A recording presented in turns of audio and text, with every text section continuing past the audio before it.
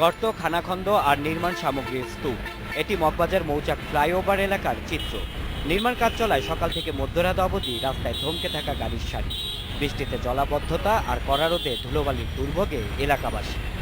অবশ্যই উপকারের জন্য, কিন্তু এখন তো আমাদের যে বাঁচতে হইব, যেভাবে পরিস্থিতি চলার মতনই না, অনেকক্ষণ বসে থাকি, নাক দাম তো মানে দুলা যাচ্ছে। রেল লাইন থেকে মালি এখানে গ্যাস নিছি, আধা ঘন্টার বেশি লাগছে আমার আসতে ঘুরে আসতে। বিশাল সিকিউরিটি ব্যাপার আছে, এগুলো জিনিস মানে পুরো আনসেফ না, অ্যাক্সিডেন্ট যে কোনো সময় ঘটতে পারে যে কোনো জায়গায়। এসবের মধ্যে 2.5 বছর ধরে জীবনযাপন করছেন এলাকার বাসিন্দারা। নির্ধারিত সময়ে প্রকল্পটি শেষ না হয় বাড়ছে সময়, বাড়ছে মানুষের দুর্ভোগ, এর ফলে বাড়বে ব্যয়ও। ব্যয়ের হিসাব হয়তো গাণিতিক নিয়মে করা যাবে, কিন্তু যানজট, পরিবেশ দূষণ আর নিরাপত্তাহীনতার যে একটি উদাহরণ রয়েছে এখানে, তার হিসাব দেবে কে? 2013 ফেব্রুয়ারিতে শুরু হয় 2 বছর মেয়াদী এ প্রকল্পের কাজ। সময় পেরিয়ে যাবার পর মেয়াদ বাড়ানো হয় আরও 1 বছর।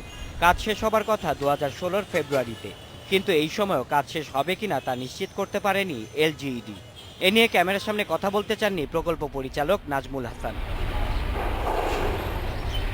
পরিকল্পনা কমিশন সূত্রে জানা গেছে, প্রকল্পের 7 রাস্তা থেকে হলি ফ্যামিলি হাসপাতাল পর্যন্ত অংশের কাজের অগ্রগতি সবচেয়ে ভালো।